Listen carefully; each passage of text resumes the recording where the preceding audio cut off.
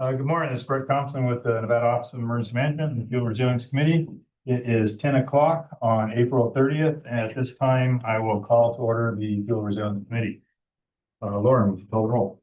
One vote for the record, Brett Thompson. Present. Kathy Reese Boyd. Present. Jay Pullen. James Hum. Present. You. Stephanie Mullen.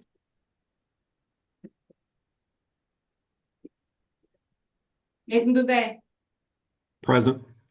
Thank you. JJ Gokachia. Here. Robert Giglieri. Here. Jennifer Carr. Here. Thank you, Jennifer. Dr. Christopher Sanchez. Senator Robin Titus. Here. Ma'am. Lindsay Anderson. Here. Brian O'Neill. Here. Madeline Kirkpatrick. Here. You. Bert Kerr. Senator Rochelle Nguyen. Max Carter. Present. Thank you, sir. Drew Spence. Alan Ford. Chris Adams. Present. Thank you, Chris. Steve Lesher. Tiffany Roberts. Present. Thank you, ma'am. Allison Robinson.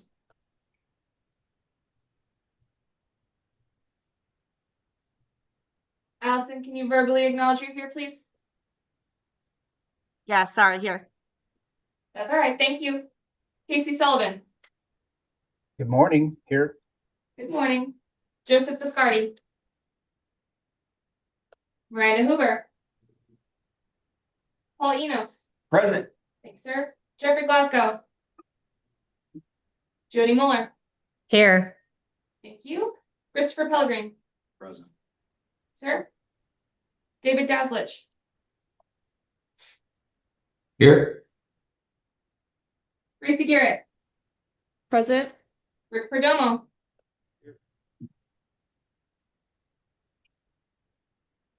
Rick Perdomo.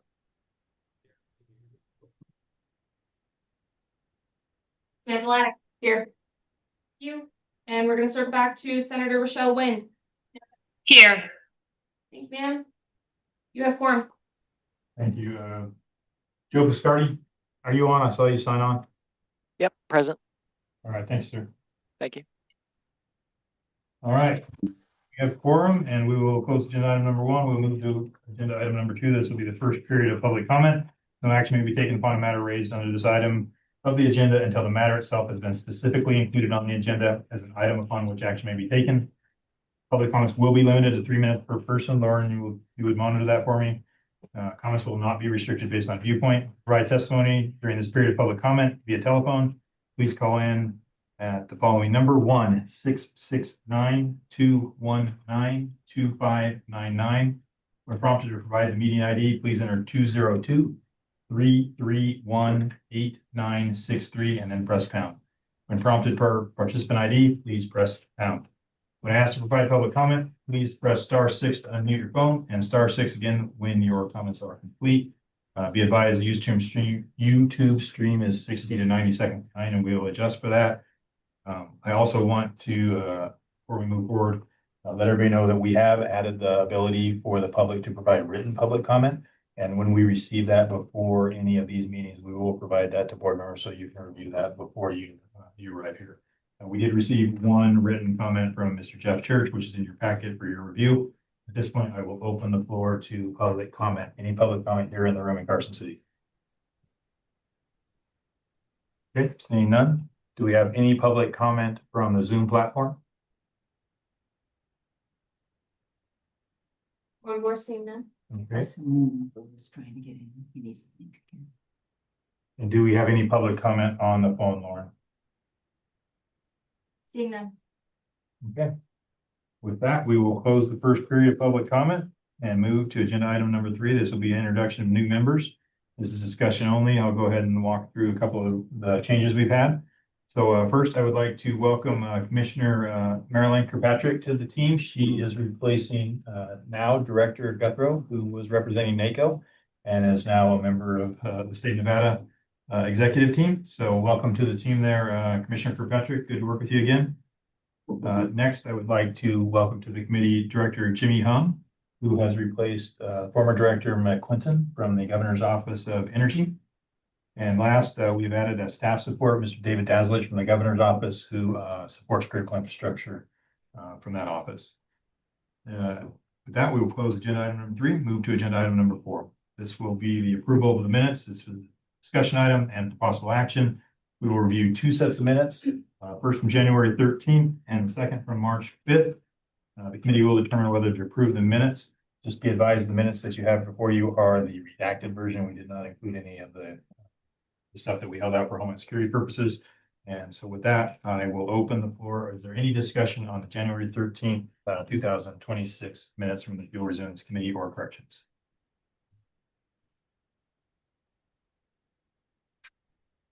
Okay, hearing none, I would entertain a motion to approve. So moved. First by Kathy. Do we have a second? Second from Senator Titus. Any discussion? Hearing no discussion, all those in favor say aye. Aye. Aye. Aye. All those approved say nay. Meeting minutes from January 13th, 2026 are approved. We'll now move to the meeting minutes from March 5th, 2026. At this point, is there any discussion or corrections from the March 5th minutes? Mr. Chair, Go ahead. Director Gogichier, for the record, page 3, last full paragraph, talks about a deputy director takes command, and it says there is a chain of custody. While many of our employees do need custody, that should read the command on there. And then one additional, it would be the top of page 5, where we are talking about permitting needed for pipeline infrastructure will come from federal partners like BLM, specifically what can be done immediately, and what has, it says EPA, that should read NEPA, NEPA already contributed. And I have passed both of those corrections on the warrant already, sir. Okay, thank you, sir. I appreciate that. Are there any other corrections or discussion for the March 5th meeting minutes? Seeing none, I would take a motion to approve.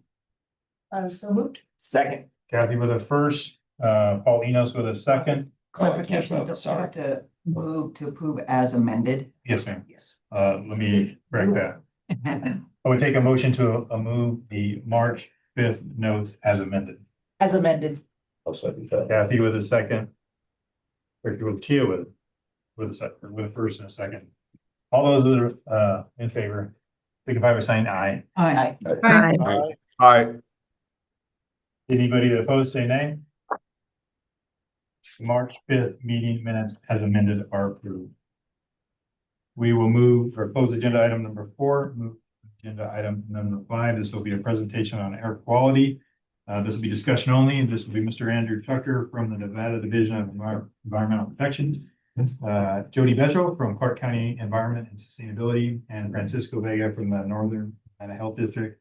They will give us a presentation on how fuel impacts or changes to fuel impacts, fuel quantities will impact air quality and how attainment of EPA emission standards can influence fuel options. We're going to do some rotations in the seats here so that they can be front and center. And Lauren, if you would note that Ms. Miranda has arrived. Good, Brett. All right. Well, that's okay, the floor is yours. Thank you, Committee Chair Clinton and Thompson and members of the committee. My name is Andrew Tucker. I'm the Chief of the Bureau of Air Quality Planning, which is within the Nevada Division of Environmental Protection. Before, I'm joined by Jody Bechtel and Francisco Vega from the Nevada Public Health and Clark County Environmental Sustainability. Let's move to the next slide.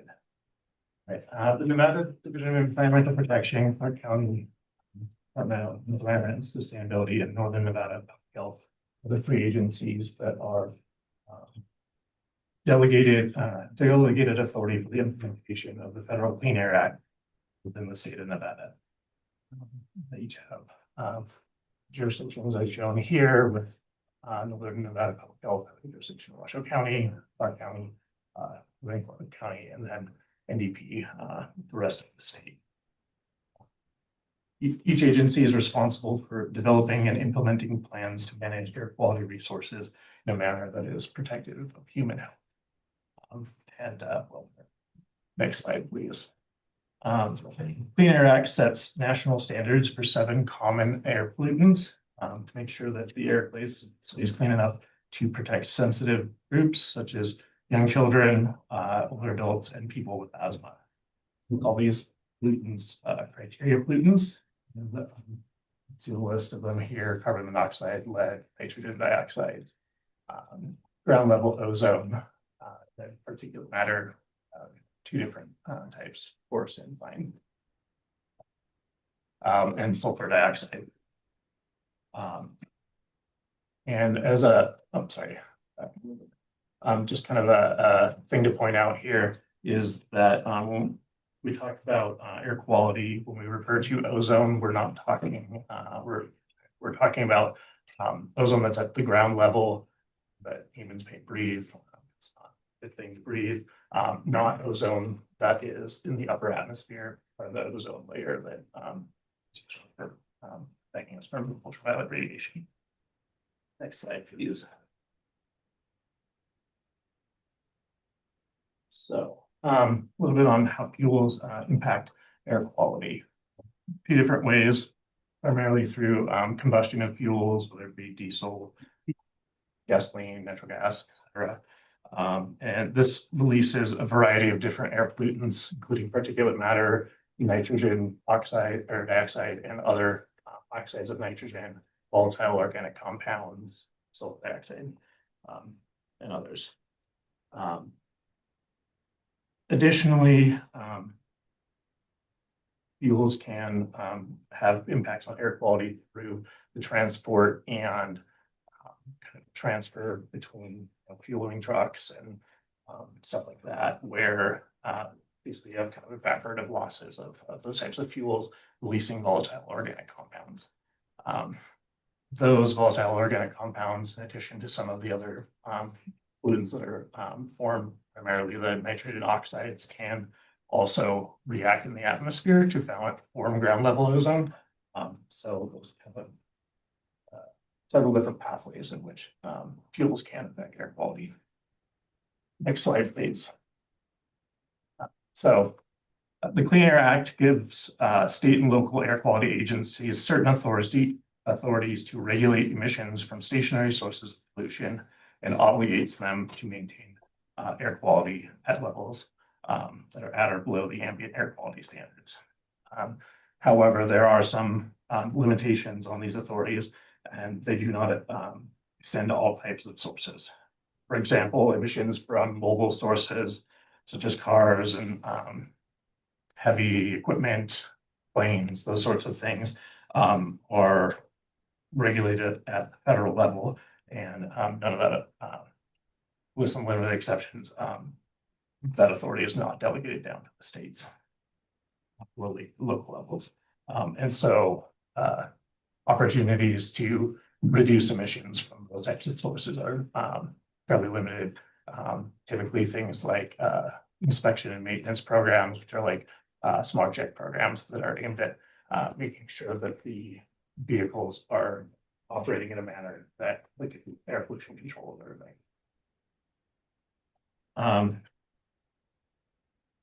In areas where the concentrations or one or more of the pollutants exceeds the air quality standards, these can be designated as non-attainment, and a designation of non-attainment triggers requirements for air quality agencies to implement more stringent emission control strategies to improve air quality and therefore protect human health.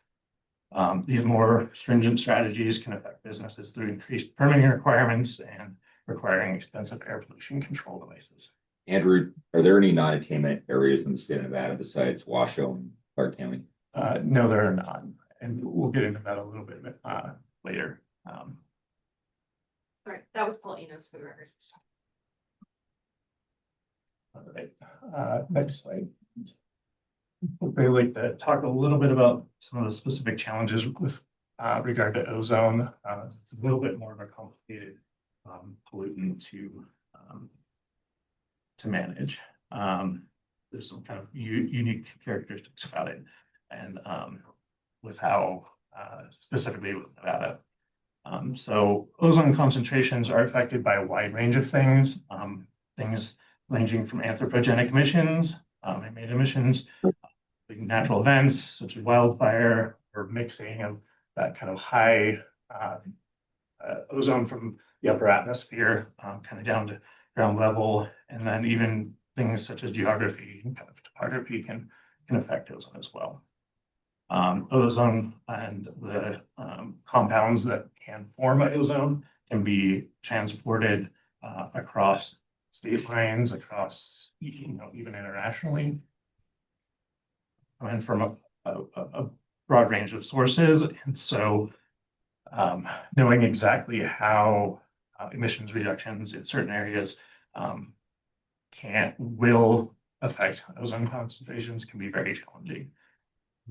These types of analyses that are required to identify how emissions can be effectively reduced can be very complicated and expensive, requiring atmospheric chemistry models that require lots of information and a lot of resources in order to handle. Few other things that kind of make it challenging, as I mentioned before, there are some areas where there's limited authority for air quality agencies to regulate or manage emissions. One of them being largely with mobile sources, which accounts for about 60% of the nitrogen oxides that are emitted from anthropogenic sources across the state. And if an area does go into non-attainment because of some of these kind of constraints on resources, oftentimes the methods in which emission reductions have to happen is through air pollution control devices on stationary sources, such as power plants or industrial facilities, things of that nature. And depending on the type of source being controlled and the types of controls being implemented, they can be very, very expensive, potentially in the order of thousands to many or multiple millions of dollars. And so can potentially pose significant burdens situations. Next slide, please. All right. Kind of as Linus's question, the areas that are within NDEP's jurisdiction are currently in attainment for all of the air quality standards. However, for ozone, there are areas, Carson City, Fallon, Fernley, where monitors in the past few years have shown that concentrations, on the higher end during the year, can be as much as between 87 and 96% of the air quality standard. That being said, with careful management, or stick that we can continue to keep these areas in attainment, but it is a challenge that we have ahead of us. With that, I will turn things over to my colleagues at Clark County and Washoe County, Jody Francisco. May I ask a question first? Miranda Hoover for the record. When we look at Carson City, Fallon, and Fernley, as you just mentioned, is there data that is shown, or do we assume that those areas are increasing in ozone because of population growth? Andrew Decker. At some point, we lost it. Yeah. Andrew Decker for the record. The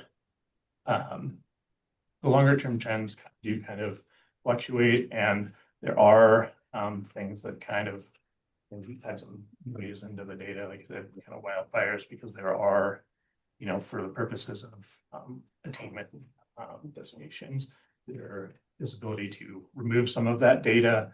But in northern Nevada, Carson City, those areas, one of the larger driving factors is wildfire in that area, but in the past, ozone has been more of a problem in Northern Nevada, but through kind of emissions reduction strategies, it's been back down a little bit, but it's not. I wouldn't say it's kind of in a safe area, largely because some of the geographical and those types of things will always kind of help contribute to the formation of ozone. And so as things, populations increase, it is expected that that would continue to creep up to some extent. But exactly how much it difficult to say. Thank you for your question.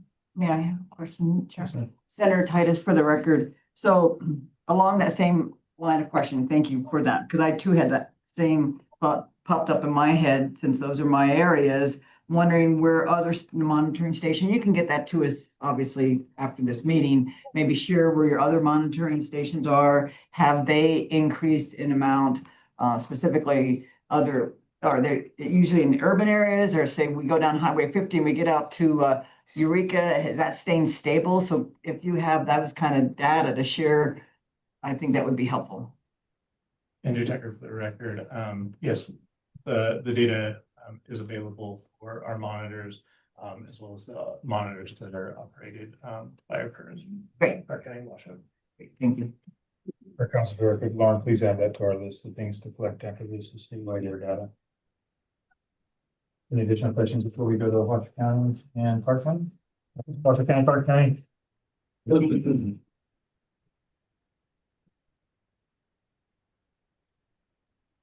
Hey, this is Jody Bechtel with Clark County. Can you all hear me? Yes, ma'am.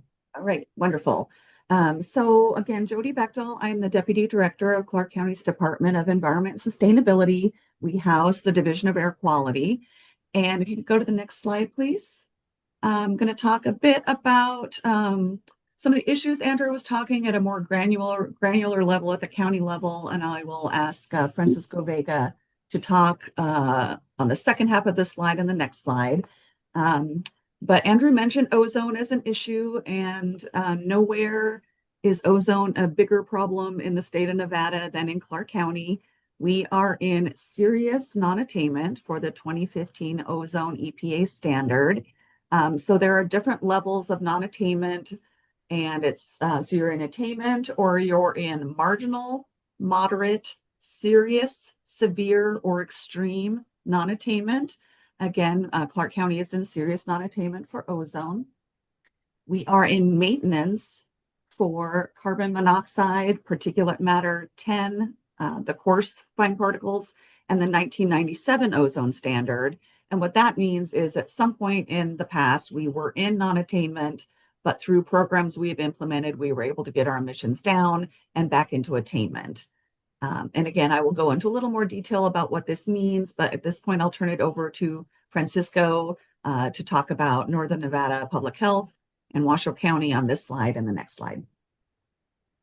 Thanks, Jody. Can everybody hear me? Yes, sir. Yep. Thank you so much.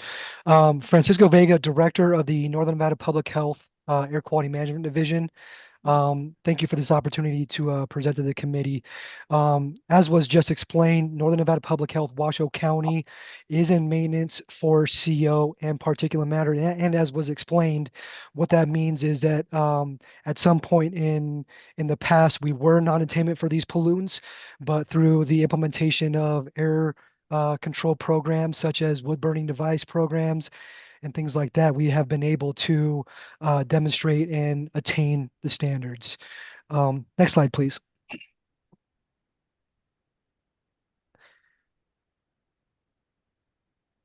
The primary pollutant of concern when we're talking about combustion of fuels is ozone, and Andrew and Jody talked a little bit about kind of what that looks like.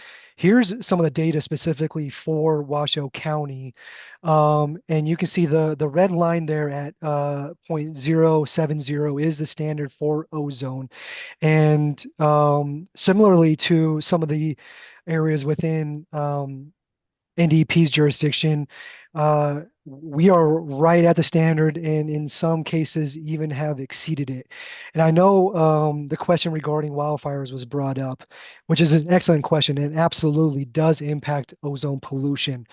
And I get that question all the time. Well, I'm seeing the data and it's showing, that we're exceeding the standard.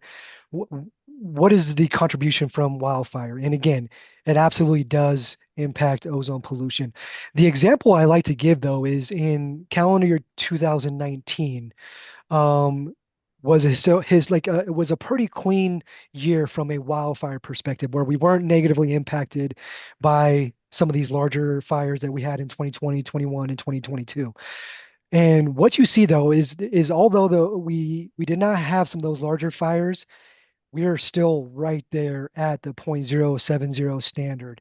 So that's kind of some of the data that we point to that although that we do have concerns with wildfire, there are things that at the local level that are still impacting ozone pollution. So one of those being the transportation sector. I think Jody's gonna go more in detail as far as what that looks like.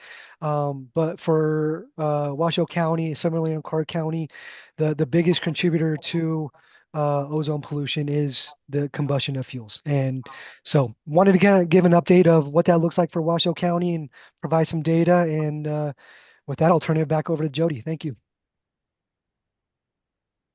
Right. Jody Bechtel with Clark County for the record. Next slide, please. So again, I'm going to get a little bit into the weeds, but not too deep. So bear with me. This pie chart shows kind of a breakdown of emissions that we are looking at in Clark County. We break those down into 4 categories. So on-road emissions, which are the tailpipe emissions. So you're thinking your inner city buses, cars, trucks. Non-road emissions, which are our largest contributor. Again, a lot of tailpipe type emissions, those 2 and 4 stroke engines, lawn and garden equipment, construction and mining equipment, industrial equipment, those sorts of things. And then there are point source, which is a single identifiable stationary source like a smokestack, and non-point sources, which are multiple diffuse sources. Think of things like fireplaces. And so again, this pie chart shows there is a large portion of uncontrollable emissions. That's a whole nother presentation that we won't get into here, but things like the wildfires, emissions from other states and nations. But then these small pies of the non-road, on-road, non-point are those things that we can control and that we have authority over. And obviously they are our largest emissions. You can go to the next slide, please. And so we just wanted to put a table in as well showing the increase in vehicle registrations. This should be no surprise. Clark County is a growing community. The state is a growing state. We see, an obvious increase and continued increase in motor vehicle registrations across the state. Next slide. And again, with increased vehicle registrations, we do see increased vehicle emissions potentially. And this is a concern because it is our largest emission source and because we are in serious non-attainment. Clark County is at risk of being bumped up to that next level of severe non-attainment. We have several challenges. I do want to add that we are not going quietly into that good night of serious non-attainment and potentially severe non-attainment. We are doing several things to try and demonstrate the things that are out of our control and get the EPA to appreciate and understand those. But in the meantime, we do have to address the emissions that we can control. And the internal combustion engines are a big source of that. And, that is related to fuels. So we need to see emissions continue to decline despite our population growth and increased vehicle activity. And then there's the federal uncertainty that is also a challenge. So the current federal administration has relaxed vehicle emission standards. They are, pursuing some deregulation, and that is not going to help us in our air quality. Next slide, please. So some of the constraints that we wanted to make this committee aware of are some of the multiple fuel markets that have been created due to the constraints related to fuels and air quality. So summer requirements for gasoline and winter requirements for gasoline. There are particular requirements based on air quality needs that just makes challenging when you're considering other, resilience opportunities. So in summertime, Washoe has a particular fuel requirement that's 7.8 psi RVP. That's read vapor pressure rated at pounds per square inch or psi. Lower RVP prevents excessive evaporative emissions, which reduce smog forming emissions. And so that is a potential requirement. Right now, these are the standards. Those could change and be reduced depending on our attainment standard. And then, of course, the winter requirements. We have Clark and Washoe both use oxygenated gasoline requirements. And Clark County does have a cleaner burning gasoline or CBG program in our code. It is currently suspended, but it remains a potential that we may have to resurrect as a requirement to address some of our emission problems with ozone. And future constraints. So again, if we are bumped up from our serious non-attainment to severe non-attainment, we will be required to implement a reformulated gasoline. It's a requirement at that level of non-attainment, and again, just can create a constraint in the fuel market. Next slide. So supply challenges to consider. Again, multiple seasonal fuel types reduce the ability to shift fuel between regions or quickly respond to supply distribution or disruptions. And, dual supply chains can also create some structural vulnerabilities. If there is a true emergency, there are waivers that could be obtained. They would be required to be obtained from the U.S. Environmental Protection Agency and the governor of Nevada. So, despite these constraints, if there was a true emergency, there are waivers that would give us some relief. Next slide. I think this is the final slide, and then we can certainly answer some questions. So again, what it looks like if we don't have a reduction in emissions in our fleets and fuels. Again, we could look at, for Clark County, a requirement to implement reformulated gasoline. It is a more complex, less flexible fuel supply. It's not easy to obtain. It will be very expensive. We can also implement fleet requirements, and we can require alternative fuel composition in fleets. That's something that we started to look at in our moderate non-attainment. We've looked at it again in our serious non-attainment. We've been able to avoid that to date, but it is something that we may have to implement. And then when we are bumped up in our non-attainment status, requirements for industry get stricter across the board. So whether it's the tailpipe emissions or not, all industry is impacted by our air quality challenges if they continue to increase. So some resiliency implications, with the increased fuel specialization, reduces supply flexibility, it can all cause higher costs and infrastructure needs and the greater dependence on alternative fuels. Again, that's what we wanted to make sure this committee was aware of. We can see a need for ongoing conversations. Happy to provide that opportunity to you all. If you go to the next slide, this is our contact information. And at this point, we'd be happy to answer questions. Thank you. Miranda Hoover for the record. Jody and Francisco, it's great to see you. Thanks for being here. I want to go back to the Nevada vehicles on the road slide, and I'm sorry, I don't know what slide number it is. But when we talk about total state registrations, oh, no. One down. Yep, that one. Yes. Thank you. When we talk about total state registrations, are you pulling apart the data between vehicles that are 100% fuel versus vehicles that are hybrids versus electric vehicles? Jody Bechtel with Clark County for the record. This particular graphic does not, but we do look at that. We do look at what are the gasoline engines or diesel engines on the road versus the alternative fuel data. I just wanted to show just an increase in registrations to give the committee an idea of the obvious growth, but we do look at that, yes. And if I may ask a follow-up. A follow-up question to that is, I would love to see, based on what your data is here from 2020 through current, how many 100% fuel vehicles and hybrid vehicles are actually included in this number, just from an air quality standard, so that our data is reflectant upon if and when we're going into non-attainment areas. Because I want to ensure that, when we're looking at these numbers, it's not assumed that this is the total number of registrations in all of those vehicles are thus fuel and are thus should be being compared to ozone levels, non-attainment, et cetera. Does that make sense? Yes, absolutely. I would, we can certainly get you some more DMV data. I might suggest, I'm sorry, Jody Bechtel with Clark County for the record. The DMV could provide, quite a bit of information about the makeup of vehicles on the road, but we'd be happy to try and coordinate that for you. Thank you. Senator Nguyen? Thank you.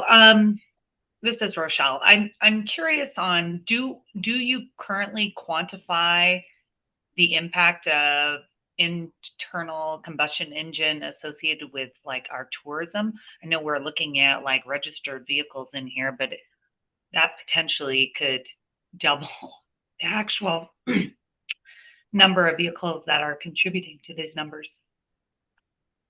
Yes, thank you, Senator. Jody Bechtel with Clark County for the record. That is a really good question. And I do have Ted Lindis, who is our air quality planning manager, online with me. He may have some insight here as well, but we do, when we do modeling of our emissions, we do look at the on-road data and vehicle miles traveled, and a lot of that is or can be contributed with the tourism and through traffic from like the LA basin and all the trucking that comes through the I-15 and 95 or 93 corridors. Ted, did you have anything to add to that I'm missing? Good morning, everyone. No, I think you covered it well. We do consider all vehicle miles traveled in our area in combination with those that are coming from California as well as local and other areas.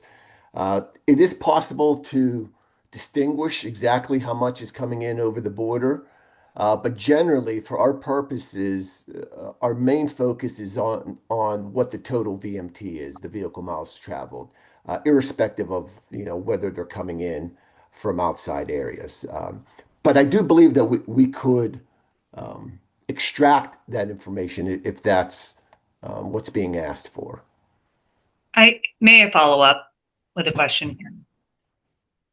I'm assuming that's a yes.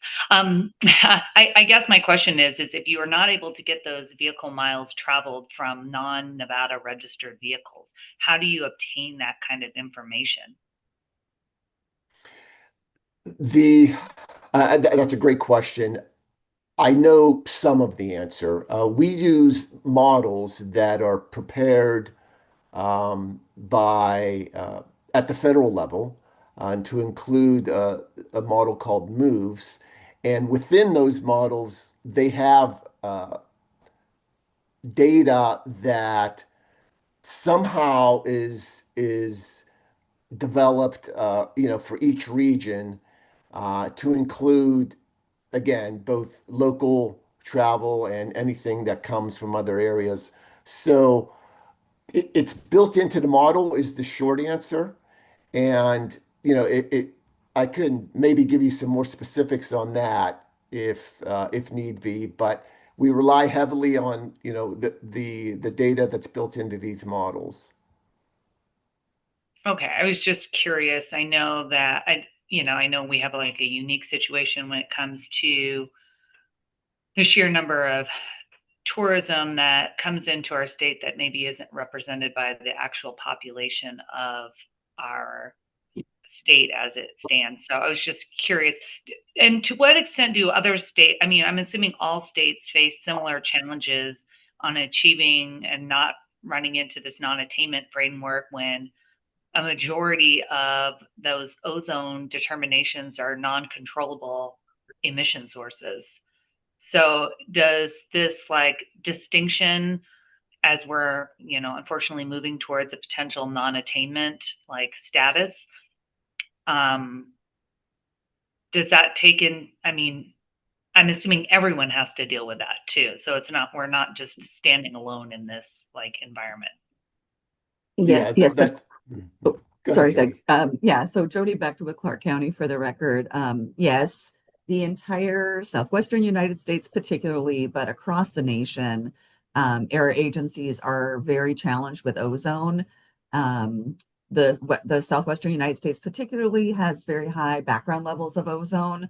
And so, yeah, like I said, we aren't going gently into our non-attainment statuses. We are pushing back where we can, and trying to educate the EPA on the challenges that the West is facing and the things that are outside of our control and that are really a requirement and a need for the federal government to act on. So it is a much larger discussion, and it does get very complicated, but you're absolutely correct. We are not alone in these challenges. Okay, thank you. Commissioner Kirkpatrick? Thank you. Jody, so I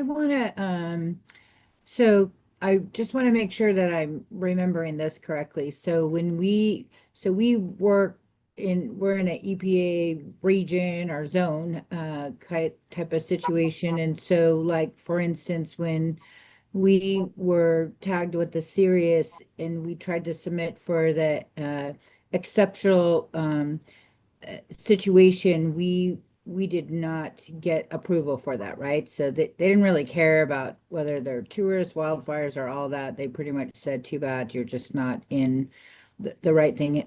Is that a fair statement? Yes, Jody Bechtel, Clark County for the record. Yeah, so when we were bumped up to the moderate non-attainment status for ozone, we did put together what were called exceptional events. So there is a section within the Clean Air Act that allows for you to put forth an argument that other things are influencing our air quality. And we did put in several related to wildfires.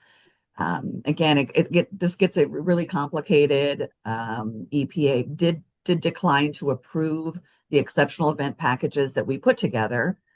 So we have kind of pivoted from trying to demonstrate these individual events as exceptional, and we have moved into another provision of the Clean Air Act, 179B, which again kind of just allows for an argument and justification of those outside influences that may be impacting us. So that is the current trajectory that we're on with EPA and trying to help them understand what we and other areas of the West are facing. Maricopa County has been pursuing this as well. The Wasatch Front in Utah has been pursuing it. I believe I think San Antonio, Texas. So there's quite a few areas also on that track. And that's kind of where we are now in our serious non-attainment to, hopefully keep from being bumped up to a severe non-attainment, and how to better address some of these things that are outside of our control. So exceptional events are a thing. They were declined when we submitted them for our moderate non-attainment SIP, but we haven't given up that kind of larger argument. I hope that answers your question. Yes, and so my follow-up question is this. So really, I know at least in Clark County, we've been working, and this could impact the rules. And when I think about Fernley, Carson City, all of those, I would be curious, and maybe it's the state that can give us that information. How many vehicles do we have on the road that are still getting the, tailpipe emissions pre, 2010? How many of those vehicles are registered? Because I think that is kind of when the Clean Air Act came in, and how could we get those people to get their emissions fixed and get those? So I would be curious if someone on this call, and maybe Jody has it for at least Clark County, because I know we've tried to do some incentive packages, but maybe we could work harder to do that so that everybody doesn't get close to that non-attainable piece across the state, so that we have room for, when we talk about other type of fuel or that. So I would be curious if anybody had that information. This is per council for the record. We'll take that and we'll coordinate with NDEP to see if we can pull that and DMV. I'm gonna take one more question just because we have a whole laundry list of things to cover here. Chief O'Neill, you get the last one. Nathan, please send us your question and then we will route it after the meeting to try and get answered for you. Chief O'Neill. Yes, sir. Brian O'Neill for the record. Jody, as you consider severe non-attainment and what restrictions might have to be put in place, do you have an estimation of the economic impact of any measures that you need to implement? Jody Bechtel, Clark County for the record. At this time, we do not. Being in serious non-attainment, we're hoping to hold the line here and not have to go further. I believe, and Ted Lindis might correct me if I'm wrong, 2027 will be the time when we would know if we are going to be bumped up further or not. So we have a little bit of time to fight the good fight and try and at least remain at serious and keep our emissions where they are for the foreseeable future. Yeah. All right, thank you. Just a comment. Kathy, for the record. Yeah, for the record, Kathy Rios-Boyd, Vice Chair of the NRC. Jody, Francisco, Andrew, thank you very much for this because it's really important, the policy implications that you've outlined as we consider our recommendations. So just really appreciate this, this presentation and the education you provided the committee. We'll have, of course, lots of follow-up as we go through our recommendations, but thank you. Thank you. Thank you, I appreciate it. Thank you, everybody. Lauren, please follow up with Nathan on his question and we'd like to route that, get it as a brim after the fact. Okay, with that, we're going to close agenda item number 5. We're going to move to agenda item number 6. This is going to be long-term strategic storage options. This will be discussion only. This will be Mr. Dan Myers, Co-Chief Executive Officer for Sawtooth Caverns, and Mr. Aaron Aldafi, Vice President of Business Development for Sawtooth Caverns. We will discuss their capabilities for short and long-term fuel storage. And they're going to rotate up here to the table. We will begin. Yeah. Yes.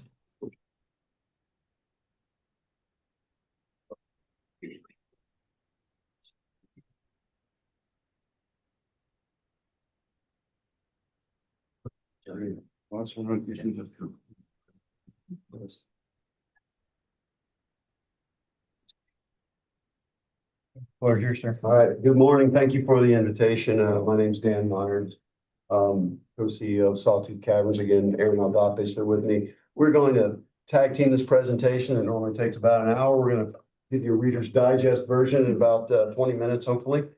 But I appreciate the invitation. We're going to talk about the facility, kind of what our capabilities are, and then some of the advantages of using salt caverns versus above ground storage. You can see in this first map, I wanted to first talk about the operations. We opened in 2014. We're the largest salt cavern storage facility in the Western United States.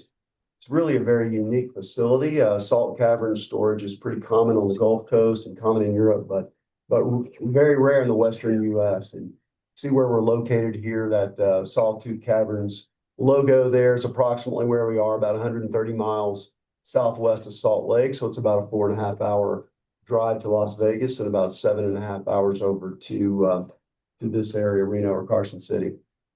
If you look at the blue dashed line on that graph, that's UP's main line. We're right off Union Pacific's main line. And you can see there's a direct route to Carson City and to Las Vegas from our facility. The other interesting thing, depending on what's going on, you can actually get to either place from 2 different directions, which could be convenient depending on what happens. We have a great lab on site, kind of a world-class lab that we test all the product coming in and out of there. 5 caverns today, about 7.5 million barrels of storage capacity. That's where we are. We're going to talk about what the future looks like as well. But today, that's what it is. We're handling. If you don't think in terms of barrels, that's about 315 million gallons. So we're handling gasoline, diesel, propane, and butane today at the facility. We have a little over 300 rail car spots. 6 bays for NGL product loading and unloading, and 3 refined products truck bays currently operational. We've added ethanol and additive blending to our truck racks as well. So you can bring product in and take it straight out to retail as a finished product. This is just kind of a Google Earth overview shot of the facility. And really it's 3 distinct areas you can see.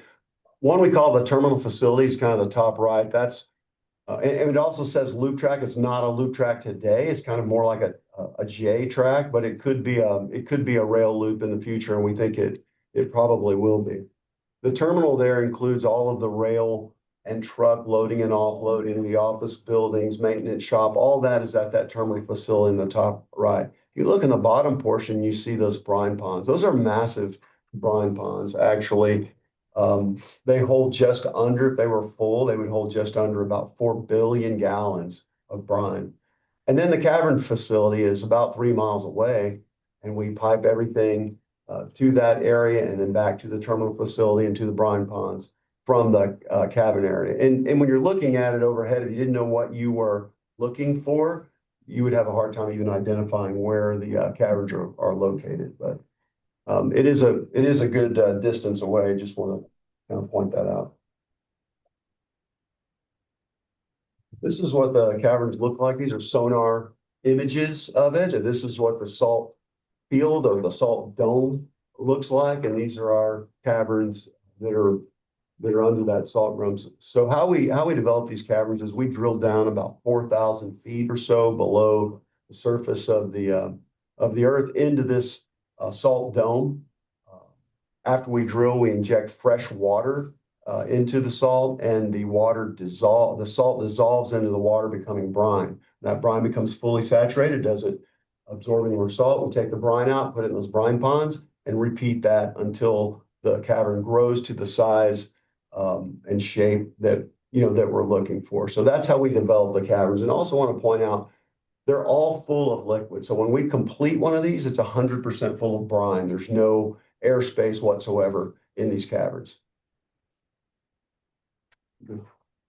This just shows kind of how we move product in and out of the facility.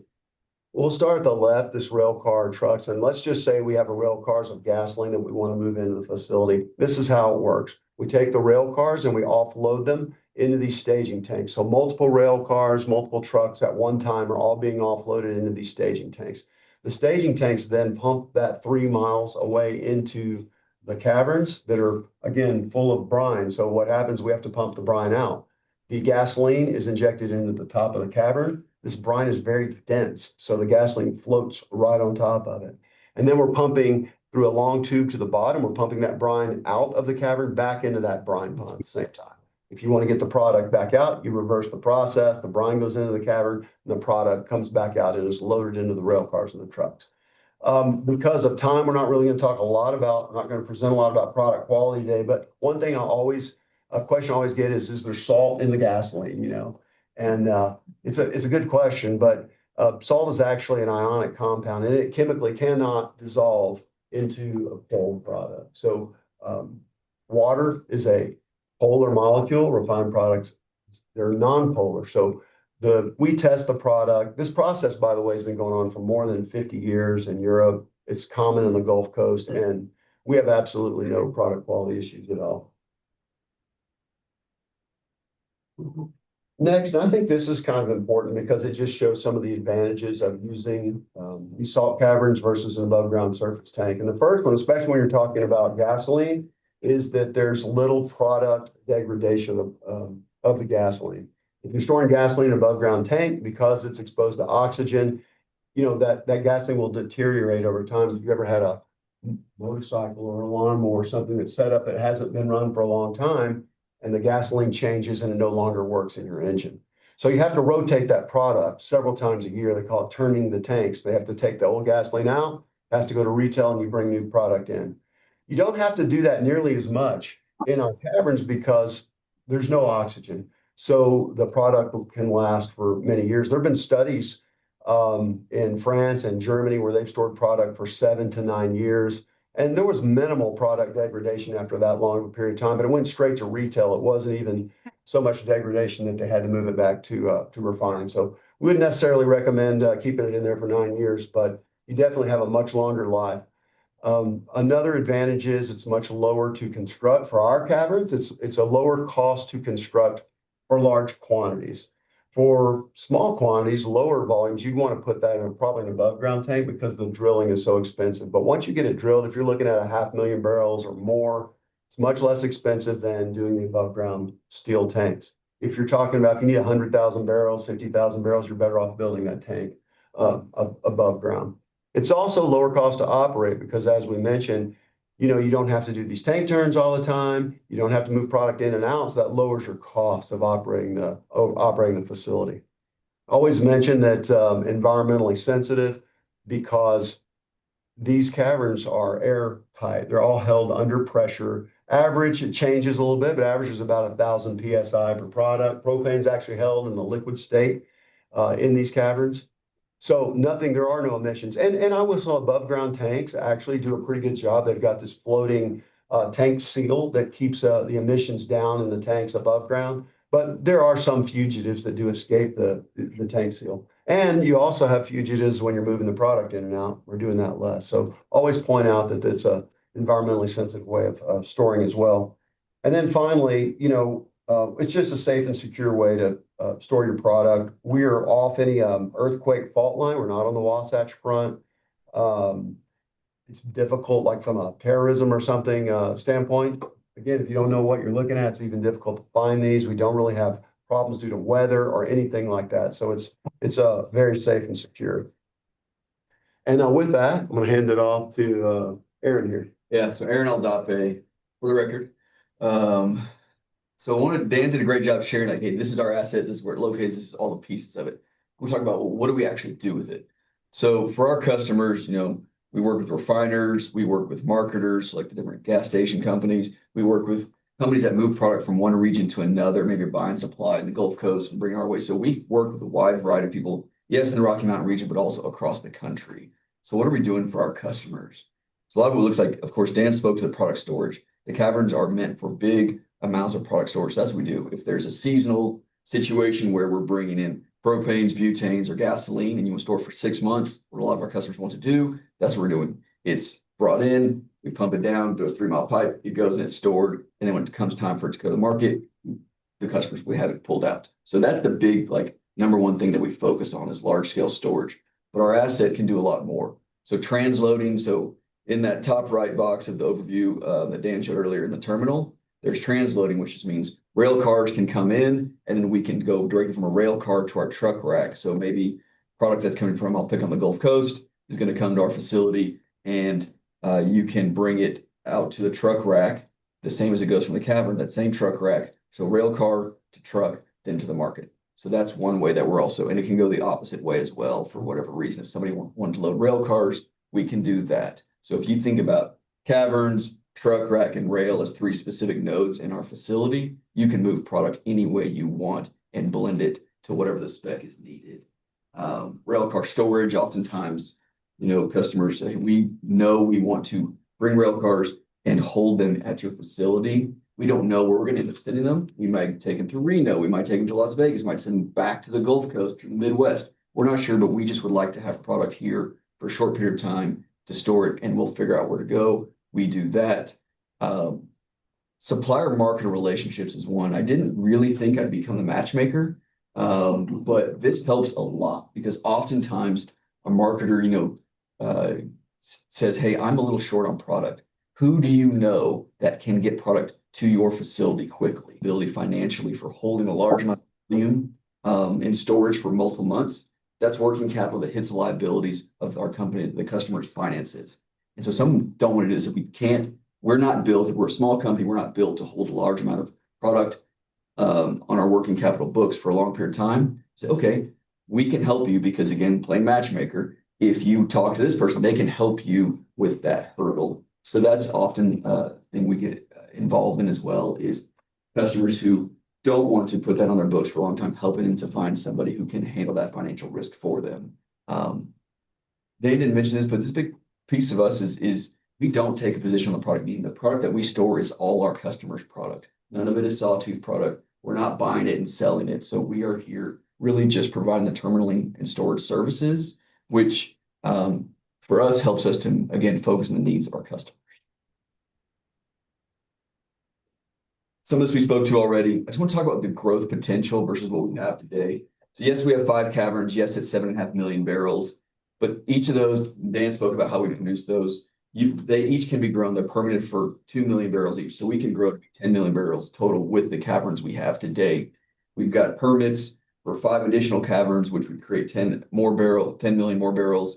And then we have permits ready to go for up to 200,000 barrels of tankage. What that looks like is if someone comes with a small opportunity, we don't want to put it in a cavern. Maybe it's 10 to 20,000 barrel opportunity storage. We wouldn't put it in a cavern. We would put it in an above ground tank. So that's again going to help us to grow on some of the smaller scale opportunities that our customers bring to us. The truck base, so small on the screen here, but that's actually our truck rack there. And it's even a little dated because the 2 on the left are finished. In this picture, you can't see it, but the third one from the left is now finished, but not finished in that picture. So we've even, advanced from this picture. We can finish that out to do more. We can do about 150 trucks a day. We've got you do the fourth one, you get essentially 50 trucks a day per bay. We've got also plans to build out a second one, which would just double. So we can get out a lot of trucks in a short period of time. It takes about 20 minutes for a truck to load at our facility. So it goes pretty quick.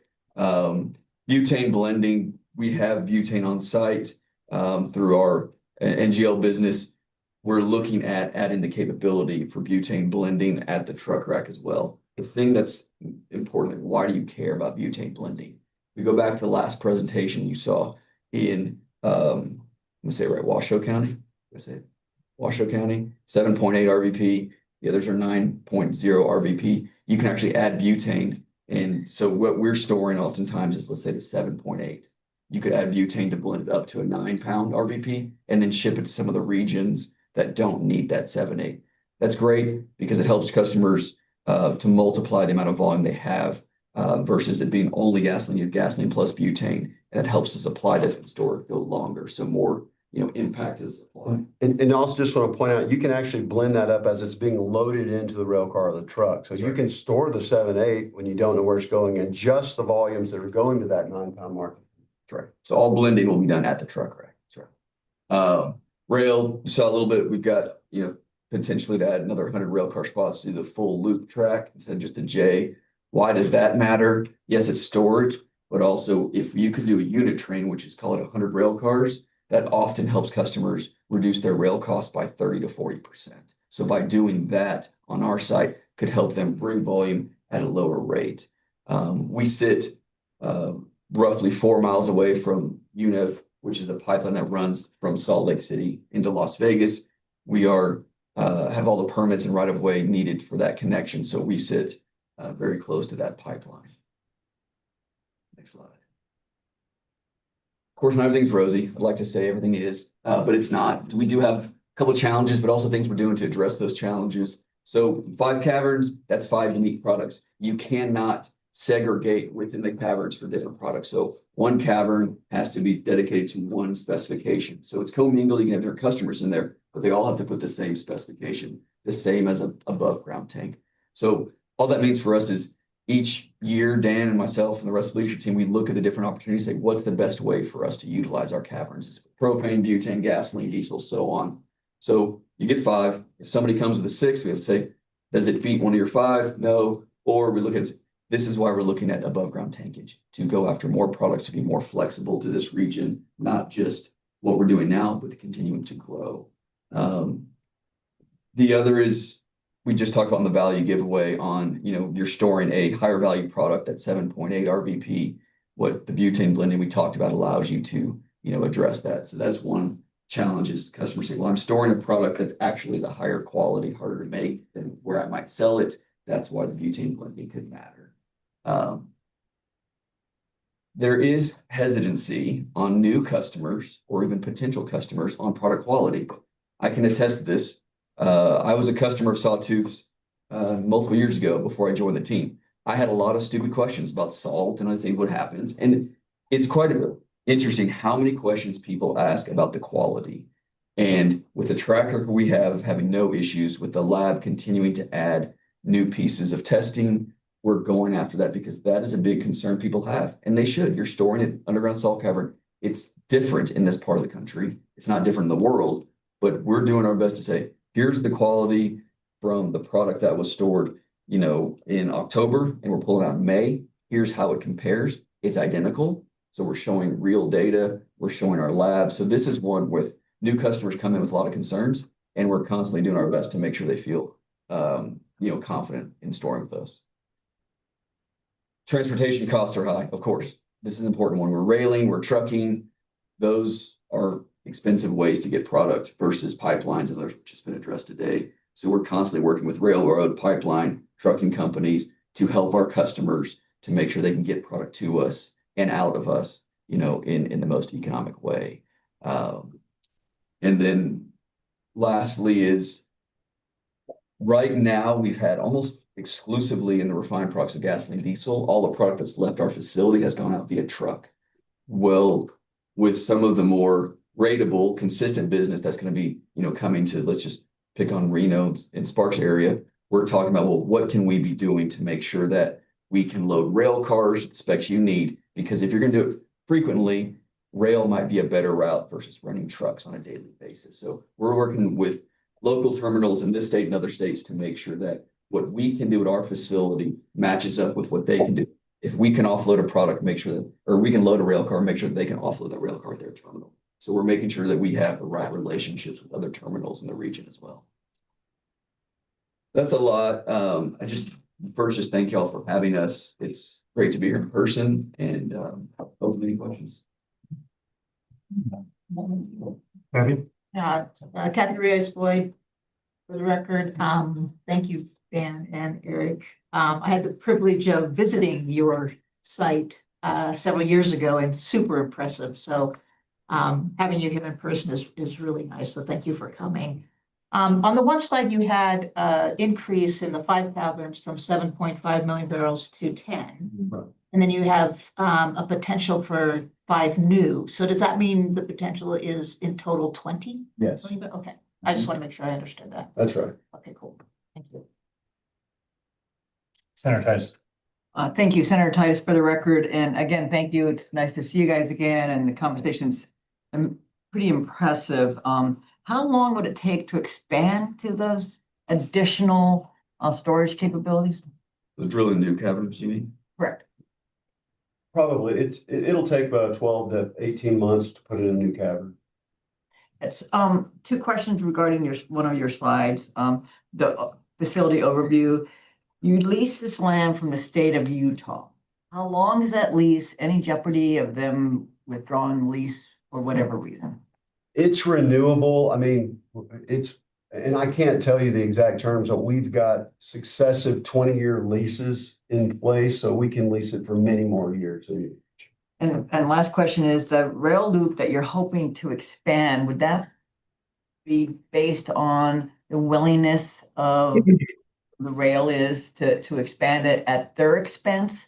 What are you looking at there with that hope to expand? It's really based on customer demand and how many rail cars we need to get out and how quickly we need to get out. If we had to move a single product out and a high volume of it, then a unit train capability would make more sense, and we would finish that. But it's really based on what our customers' demand is. So likely to be a project where we would have to put up capital and have to get a return on that over time.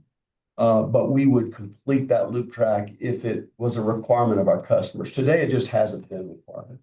We've heard at a previous meeting that these rail cars that carry fuel really are owned by their producers. And so there's some concern about the availability of additional cars and access to those. Do you see that any way as an issue that's holding back on this? Yeah, I'll speak to that. So again, I've had the same challenge recently in my previous role. Rail car availability is a challenge. It can be very expensive to rent a rail car for a short period of time. And who owns the rail car? Oftentimes the supplier of the fuel will have it. Oftentimes they don't. Oftentimes they say, well, I'm a refiner in the Gulf Coast, but I don't have rail cars, so I've got to work with a different company. So that is a unique one. What I have found though, that if you're setting up something that's a consistent supply chain, that's when you can get rail cars much more available. So if someone might go out and say, well, I'm going to do this, I'm going to go buy my own. If I'm, a refiner who's producing in the Gulf Coast, this example, or if I'm someone who plays in that rail car transportation logistics space, I might be able, just like we would be willing to go out with a commercial, commitment to spend the capital to build that loop track, they would be willing to go out and purchase more rail cars to be more available. So it goes down to if it's a emergency or a short-term, ad hoc need, rail cars can be very difficult to come by. If it's one where it's part of your base supply chain and you're going to do this, 10, 12 months a year, then you would spend the money to go out and get it and procure those. There's no difficulty. You have the permits already for that additional track, or is there? I mean, I just for us to go finish the loop. How long permits take sometimes? Do you already have those? We do, yeah. Yeah. We can, I think we just need the capital, and I'm sure we would have to get some approvals as well to get the construction done, but we don't see it as an obstacle. We add track on a semi-regular basis. We've added additional track the last 2 years we added some ethanol track, we added some more refined product track. So we were able to get all this done really promptly. Great, thanks. The other thing on the rail car availability, we have had some kind of high level discussions with Union Pacific, who we talked about emergency response and what would that look like, and really just engaging with them to say, and they've committed to helping us work with others who have emergency response plans to locate and identify rail cars. They have a pretty good knowledge of where they are and what the utilization of those cars are and things like that. And so they've expressed a willingness to work with our customers to help them if there's an emergency response kind of situation. Great, thank you, thank you. Paulinos. Dan Aaron, thank you guys very much. Love this stuff. In terms of movement, trucks and trains. Trucks, at max from Nevada to Utah, you might get 11,000 gallons of fuel. Typically it's about 8,000, but since we have longer combination vehicles, a rail car, it's about 30. Is that 30,000 gallons? Is that about right? Right. So, a unit train to Las Vegas from the Salt, it would take care of Las Vegas's needs, for a day? For a day. For a day. Yeah. So. Yeah, we would have to turn around unit trains every day, but for NGLs right now, of course, that's a bigger part of our, more mature part of our business. It's 14 years old, but we regularly in the wintertime get out over 100 rail cars per day for natural gas liquids. So we have the ability to load that. We don't on refined products today. That would have to be, our rack would have to be expanded to do that, but we could get out enough to supply Las Vegas for a day. And we could do that every day.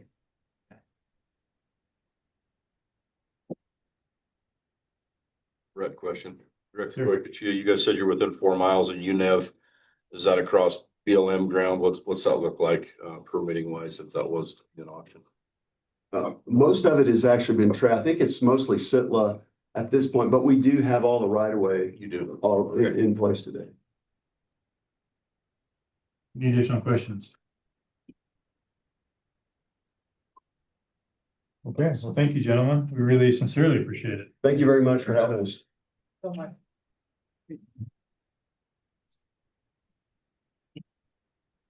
We salt it and it's easy. I'm good.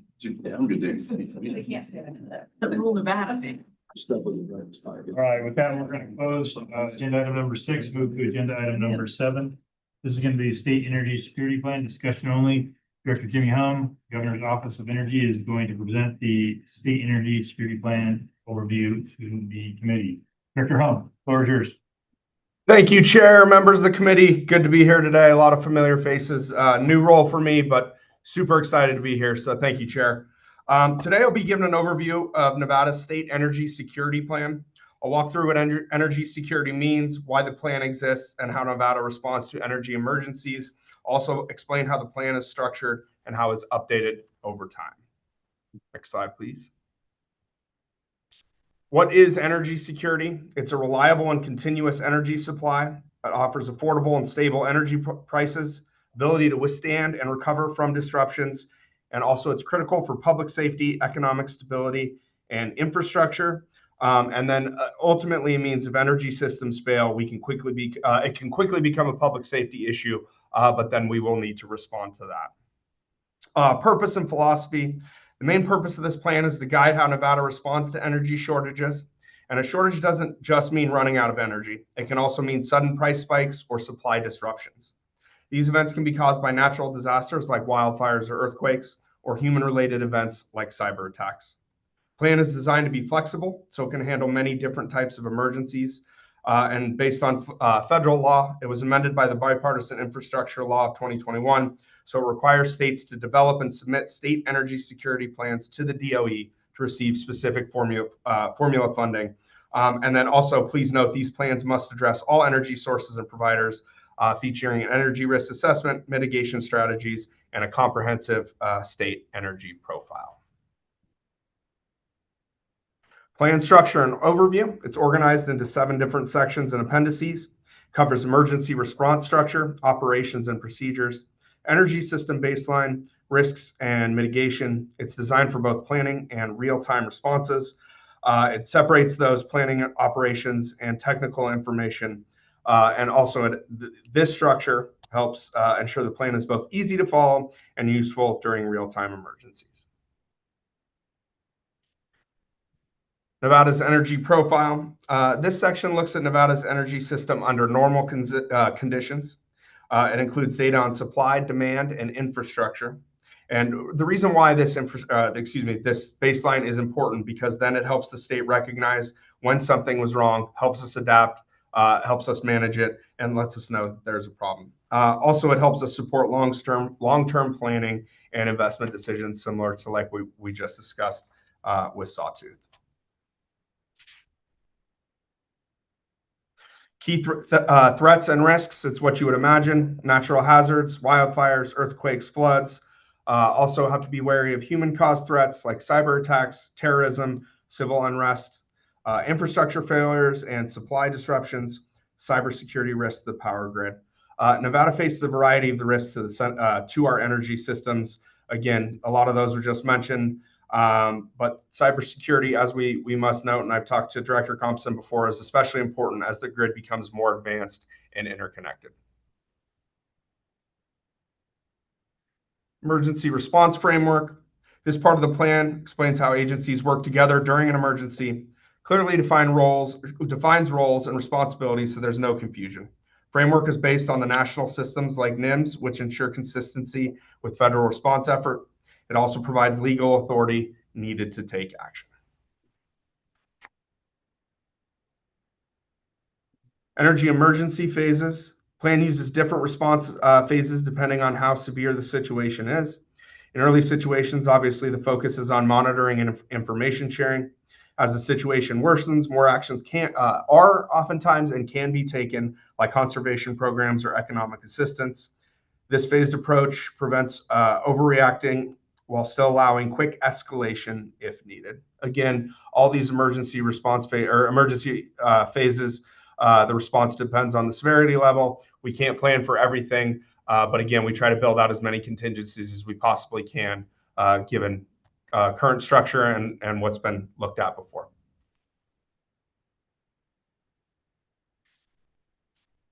Government's role during shortages specific to Nevada. At the beginning of a shortage, government mainly monitors the situation and shares information. Goal is to let the energy market respond naturally, if and whenever possible. But if the situation does get worse, state steps in to support energy providers and coordinate efforts.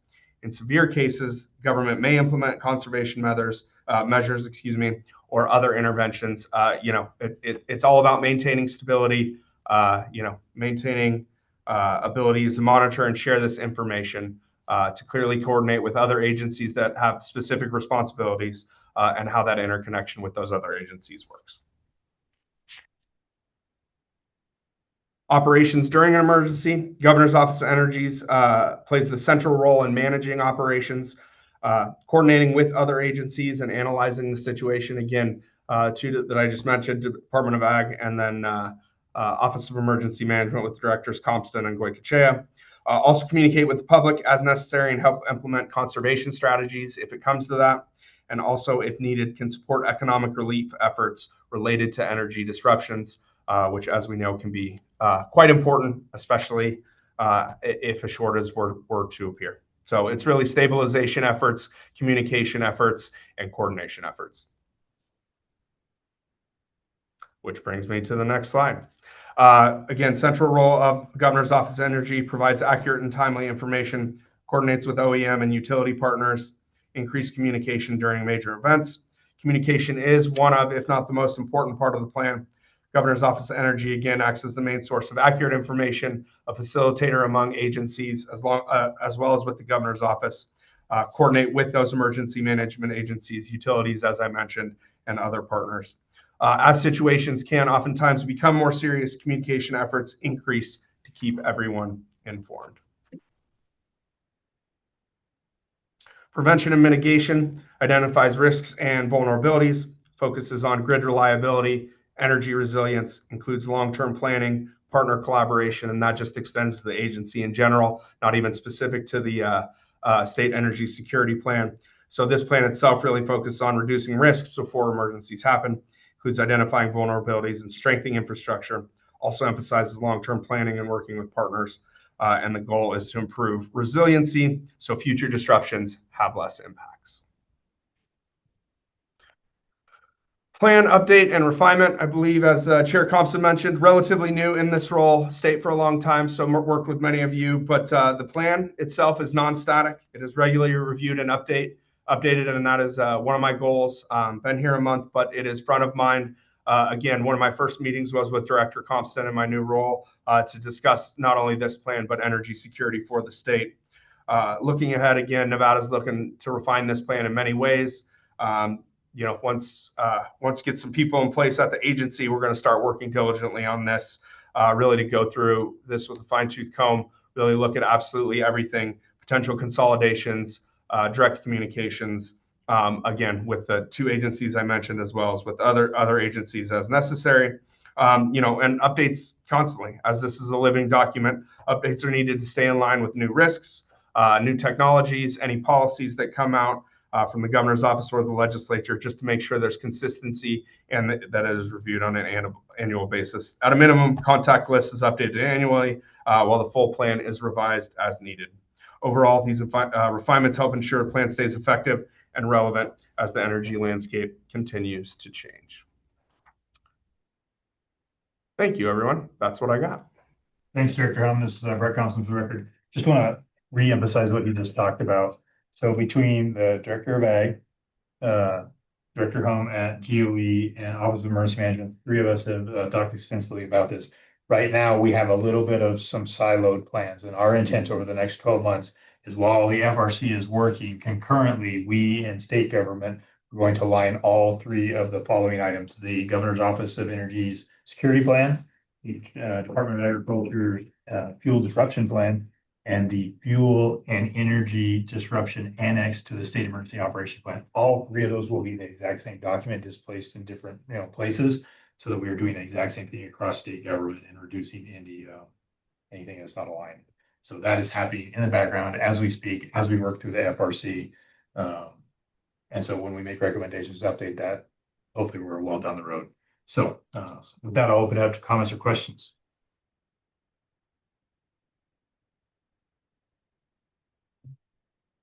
Director Hum, I think you're off the hook. Thank you very much, sir. Thank you, Chair, and thank you for concisely putting together that at the end. Looking forward to working with you and Director Goykoche.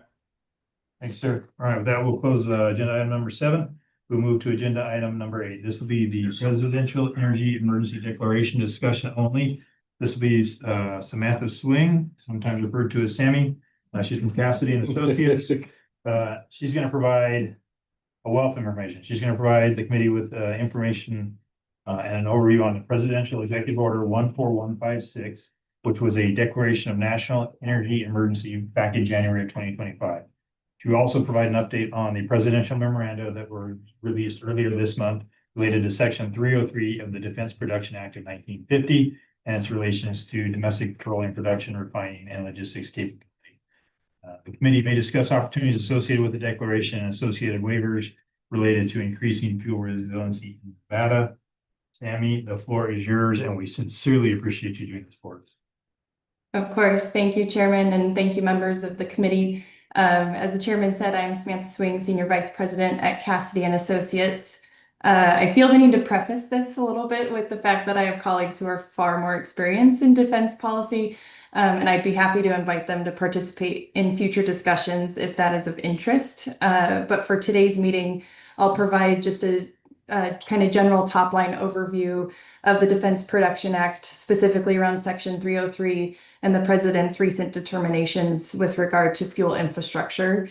So as the chairman said, for some additional context, among the first actions the president took when he stepped into office last year was signing Executive Order 14156, declaring a national energy emergency. In January of this year, the White House announced a continuation of that energy emergency for an additional year, citing the ongoing threats to grid reliability and security. The order recognizes the inadequacies of domestic energy and critical mineral identification, leasing, development, production, transportation, refining, and generation capacity. And the EO establishes that an affordable and reliable domestic supply of energy is fundamental for national and economic security. It also draws specific attention to West Coast as well as Northeast state and local policies that are jeopardizing defense and security needs. Specifically, the EO directs heads of federal agencies, secretaries of the Interior, Energy, and War are among those kind of highlighted in that EO, to identify and exercise lawful emergency authorities to facilitate the identification, leasing, siting, production, transportation, refining, and generation of domestic energy resources, including but not limited to on federal lands, of which we all know we have a lot of in Nevada. Additionally, the secretaries are directed to assess and expedite infrastructure, energy, environmental, and natural resource projects to boost national energy supply. So, Defense Production Act, Section 303 specifically. Some may already be familiar with this. It's been utilized in more recent history for things like COVID-related PPE, battery materials, etc. But the Defense Production Act of 1950 provides a broad authority under Title 50 of the U.S. Code to enable the executive branch to prioritize and expand and protect industrial capacity deemed essential to national defense. So essentially, this is a way to determine what is mission critical or in the interest of national defense, and certain requirements can be waived so that the nation can expeditiously meet its goals. So why was I asked to talk about this today? On April 20th of this month, I guess April is this month, the president issued 5 determinations pursuant to Section 303 of the DPA. Of primary interest to this committee, the presidential determination on domestic petroleum production, refining, and logistics capacity stands out. Overall, these determinations, all 5 of them, significantly expand the scope of DPA's eligible investments in energy infrastructure and supply chains. So as far as opportunities go, invoking DPA authorities creates a pathway for federal investment to qualify projects through multiple exclusion mechanisms. These include DPA or execution mechanisms, I'm sorry. This includes DPA Title III investments. So this includes direct capital support for scaling domestic production capacity in designated sectors. Consortia-based execution is another one. In this instance, funding may be deployed through an industry consortia using other transactions authority. That basically enables streamlined contracting and flexible collaboration structures because Department of Defense has a lot of requirements when you get into contracting with them. Another one, execution mechanism, is the programmatic channels. So this includes kind of traditional funding mechanisms that a lot more folks might be familiar with through organizations like Air Force Research Laboratories.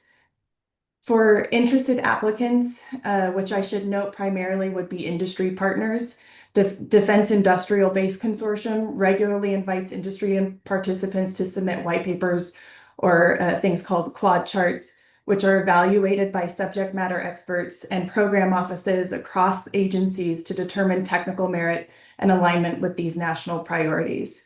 Given the energy focus of the president's recent determinations, the U.S. Department of Energy is expected to establish a similar consortium kind of construct for energy sector investments. And though that hasn't really been confirmed yet, we have seen DOE do this more recently with their operating DPA-supported consortium for nuclear energy projects that is responsible for implementing the newly issued Section 708 voluntary agreements and plans of actions. We anticipate the consortia-based model will play a critical role in project selection and execution moving forward with these energy determinations. Early positioning through white papers, interested party engagement, and alignment with priority sectors is going to be critical to accessing these funds. So, how much funding is available for investment? In addition to annual funding, which can fluctuate year over year as a result of congressional appropriations, there have also been other funding mechanisms. So, for example, in the traditional bucket, we saw annual appropriations and a request from the Department of War requesting $266 million for FY26. However, Congress had provided previously an additional $1 billion in DPA funding for through the One Big Beautiful Bill Act, which still remains available through September of 2027. So while the allocations of these resources or the available pot of funds remains unclear, this funding is likely to, at least in part, support investments aligned with these newly designated energy sector priorities. As we learn more at Casting Associates, and I'm sure there are a number of folks on this call, as we learn more about these determinations and how the administration plans to implement them, we will keep the committee informed. And also, we recommend beginning consideration should the committee decide to pursue any of these opportunities moving forward. Thank you, Samantha. I really appreciate you doing that. It's very constant for the record. The reason I asked her to do this, one of the biggest reasons this FRC exists is to signal to our partners, our industry partners, how is the state of Nevada able to and willing to assist in helping them invest in making things more resilient for us through diversification, through increasing capacities, giving us additional options. And so this is a mechanism at a point in time when we happen to exist, where we may be able to utilize some of the federal decisions that have been made and declarations that have been made to do this holistically as a whole of government, federal, state, industry partners. How do we remove the barriers and help with the access to federal funding opportunities for our partners to invest here to make our life better? And so thank you for doing this. I can't emphasize how much I appreciate you doing that. Floor is open for questions and discussion. Senator? Well, Chair, thank you. And thank you for being here because this is spot on of what in my mind, the intent was when we first came up with the thought of this committee and fuel resiliency and having that partnership with the federal and potential to open up pathways for private investors, that government investment component is spot on. So happy to hear what you have to say, Samantha, and the fact that you asked her to open that opportunity and making sure we get that information out. And in my mind, the most important job that we can do as a state is get out of the way of private investors and that making sure that we're welcoming them. So thank you for that. My question really is about some of this funding. You mentioned like this vast number, billions type of thing. And it seems to me like it's mostly around the defense component of it. Is that where the major focus of this is? So I would say that the defense component is kind of the primary mechanism. So establishing that this is a national security, national energy need is at the core. That being said, some of the funding opportunities don't necessarily have to have a direct tie to a military base or something along those lines. You see a little bit more flexibility in that as long as it is aimed at meeting national priorities, national goals, domestic production, domestic supply chain, as long as it's consistent with some of these determinations. And why we mentioned the executive order is establishing that this is a national need. So that's kind of the area that opens the door to that option, but it doesn't necessarily have to be strictly, defense-based related.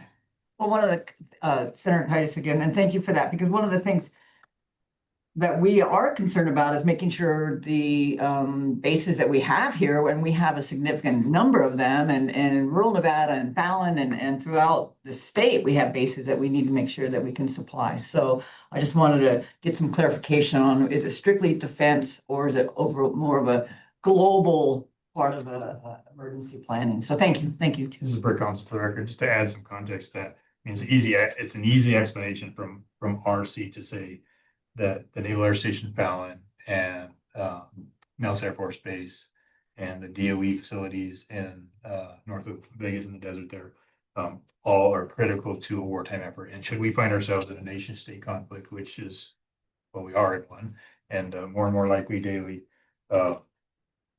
those facilities, which are predominantly training and research based, are absolutely critical to the continuity of whatever large scale conflict we would find ourselves in. And you would find, in large scale conflict, training of additional aviators in those areas. And so with the Kinder Morgan lines that come from California and come to Nevada and essentially terminate at the facilities, the aviation facilities, the DoD aviation facilities, this is absolutely part of this, right? And so this is a huge opportunity for the federal government to help, and Nevada benefits along the way. And so my thoughts. I see a couple of questions here. We'll go with Commissioner Kirkpatrick. Thank you. And we're going down the line I was going, because I think that because of our bases are encompass, 6 counties across our state, that it's a leverage point for us, right? To ensure Nye County could benefit from some of that, Fallon, Churchill. I do. And so Sammy, my question is, why wouldn't we bring the all of those military partners in, much like we did at UMC with the hospital component, and actually let them help us carry that water to get a bulk of those dollars to ensure we can get that infrastructure to those rural areas? Commissioner, go ahead. Take a swing at this, and then you can go for it. So I actually made an invite to the Defense Logistics Agency to be a member of the committee, and they did not accept. So at this point, it is coordination, but they did have an open invite to be a member of this committee. I'll shut up. Make the call today. They'll be here next time. And I will say a lot of these projects are also very much industry driven, at least historically they have been. That does not mean that, states, localities are working with some and collaborating with some of these industry partners. But as far as, members of these consortiums, they really do kind of set it up so that folks can come in with project ideas and work through it a bit with our defense partners. So we can always, try to point folks in the right direction, and see what kind of willingness they would have to participate in other discussions if that is of interest as well. Thank you. Chief O'Neill. Yes, sir. Thank you, Brian O'Neill, for the record. Sammy, thank you for the very interesting presentation. I've got a couple questions similar to the senator's question. Who are of the federal funding stream, who are the sub-recipients intended to be? Is it industry or is it government enacting programs? And then the second one is, at the local government level, we're much less involved in national defense than we are civil defense and maintaining law and order in communities. And would programs that enable that to continue in a shortage be an eligible item? Yeah, so these, and again, this is where I'd probably want to tap in one of my colleagues that kind of deal day in and day out with some of the DPA pieces. But as far as I understand it, this is primarily industry based. These are also a little bit more project funds, kind of looking at those big investments to really try to move the needle and meet some of these major priorities. Of course, like with the COVID PPE, that was, jump-starting national needs on certain fronts, but I'd have to double check on local law enforcement rapid response in an emergency situation. My understanding is that probably wouldn't be one of the primary focuses of these dollars. They really do look at kind of industry-driven solutions to some of these major national priorities. Additional comments or questions? Okay, thank you, Samantha. We really appreciate that.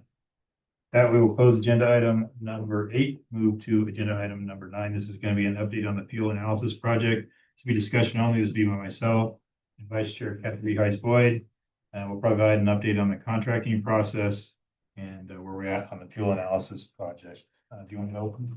And then I'll just jump in. Actually, you want to.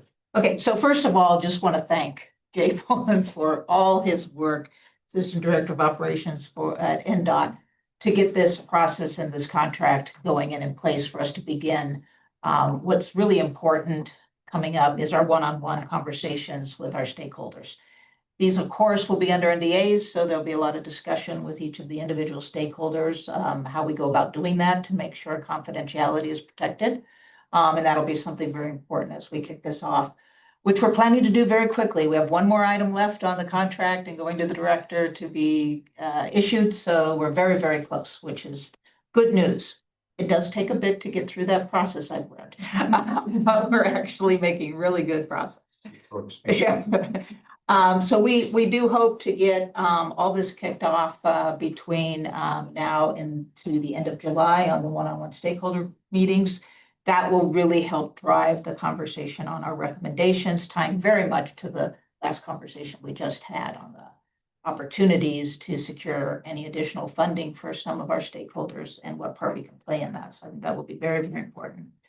In August, we'll be doing a lot of work on getting our options identified to address the vulnerabilities on both the fuel side, but also the emergency preparedness side. So both of those pieces, as you know, are very, very important as part of this development of our recommendations back to the governor.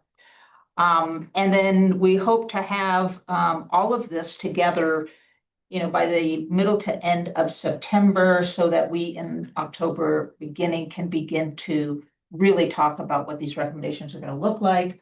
We very much appreciate our senator and our legislative input, because we want to make sure we're providing everything we can as you all set up for what you think we need or what we hope you think you need to move this process forward. So we're trying to align all of this to your timelines so as we can set these action on recommendations as we go forward. So that's going to be really, really important from a timing standpoint.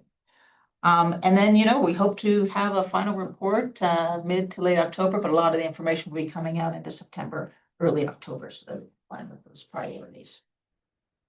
I think it's a great update. I think when we started the FRC, this is Brett Thompson for the record, we were not given a deadline or even timelines, right? And so Kathy and I discussing this, ultimately where we came out of the target of late September, early October is really driven as we prepare for the legislative cycle, because some of this will be state government. Some of this will be industry's willingness to invest in their projects and signaling that we can give to them. And some of this is the legislative piece. So having the 4 members on board, super instrumental. Obviously, whatever recommendations we make, we're hoping that you guys will carry forward into session, and we want to make sure that you guys have time to figure out what that looks like. So with that, I'll open the floor to comment center. So Senator Titus here for the record, and I thank my legislative colleagues for being on this call and being willing to participate both sides of the aisle, because this affects every Nevadan. And so one of the things that I've pushed when this was a concept, this committee, was deliverables, which you are just addressing. And so I think it's really important to hear, really important to have. What are we trying to do? What are we getting out of this? As I've told you multiple times, none of us have time to sit here and be at a meeting for the sake of being at a meeting. We really do want to see these deliverables. So thank you for the update, and I'm sure that there will be hopefully something productive coming out of it that we can bring forward as a group across the aisle to help all Nevadans. So thanks. Just a response, Senator, urgency, action. We heard you and your colleagues loud and clear, as we did the governor. So that is a premise to all of this, is this will not be a report that goes on a shelf. Right. We are very much committed to make these actions happen. Thank you. For all of that. Well, we can't control what's happening in the federal government, but we certainly have some control over what's happening here in Nevada. So thank you. This is Brett Thompson. Just to add to this, since it's kind of appropriate at this point. So earlier we discussed 3 agencies that are kind of involved in making sure that all of our things are not siloed and all of our fuel disruption plans are synergistic across the state government. To that end, between those three agencies, as well as the FRC, and really through the contractor that's helping us out with this, which is the same contractor that did the presentation for us, by the way. We are daily monitoring the environment related to the Iran war and implications that we may see. So at this point, we are not forecasting a massive disruption. We will see economic disruptions, but we are definitely at the point where we're watching indicators and triggers. So if we see any indicators or triggers of significant changes or reductions that will cause us to go into crisis action or emergency management mode, we are literally watching this on a daily basis for basically product that's coming into refineries that will end here in Nevada and have consequences. Nothing we, the FRC, do, or nothing we, the state, can do are going to change the economics of the situation as we related to fuel and the Iranian situation. And so I think it's important that we put that out in public right now. We are going to go through some difficult times in the near term, depending on when this comes to a conclusion and how it comes to a conclusion. And the FRC will not change that, but we are keenly aware of it every single day, especially as I drive by Maverick. Okay, any additional comments or questions on the update to the fuel analysis project? Okay, thank you. We will close agenda item number 9. We are going to go to agenda item number 10. This is friction points and barriers to fuel resiliency. This is discussion only again. At this point, I'm going to open it up to any of our industry members of the committee. They'll all be afforded the opportunity to present any updates or changes that have occurred since the last time they got together related to friction points, barriers, impediments they face related to building fuel resiliency and redundancy, or increasing capacities and storage, or investing in the Nevada fuel ecosystem, or any good news that they have that they would love to share. There's one in particular I'm hoping comes up, and I will open the floor to any industry partner that would like to update the committee. That doesn't mean there's no good news. No bad news, I guess. Or no bad news. Paul Enos, Nevada Trucking Association. Brett, thank you for that, because I do think, the economic pressures is, what everybody's feeling right now. Right now, based on the California price of fuel, the average fuel surcharge is over 60%, which means if you got a load that's $1,000, you're going to add another $600 on that to pay for fuel. So, that's kind of the economics of it. I have had my members looking and doing the math and saying, okay, what if we were to get our fuel from Utah? What would that look like? And you're looking at about another 48 cents a gallon. The economics of trucks aren't as good as rail or pipeline, but it's definitely the kind of thing that can be turned on quickly, but just not a great long-term solution. So, as we're experiencing higher fuel prices, we are able to kind of get some real world economics, in terms of what that means for our folks who can turn things on quickly to be able to get that fuel. Now, capacity and fuel availability, those are other dynamics that can play in. Thanks, sir. Additional comments, questions? So Rob Galleri for the record. I wasn't here at the last meeting. I apologize for that. I was out of town, but did you discuss the fuel consumption in Northeast Nevada for the minerals industry at all? We did not bring that up in this meeting. Okay, so this is something I'd like to look at and discuss, make sure it's addressed in this report, because the minerals industry is extremely important in rural Nevada. And the initial analysis I did is there's over 300,000 gallons of fuel used a day by the minerals industry. Talking to mining engineers over years, many of the times they do, and all their plans and designs, they're like, everything comes down to diesel costs and how far we can move this material before it becomes economic or uneconomic. Obviously, mineral prices for gold and silver are very high, so they're able to withstand it. But if there's any changes like that, it's going to really dictate it, and then could have significant economic impacts to the rural industry or rural communities. We'll add that, and I know you did a report as well. We'll add that, Brett Thompson, for the record, to the next an overall discussion.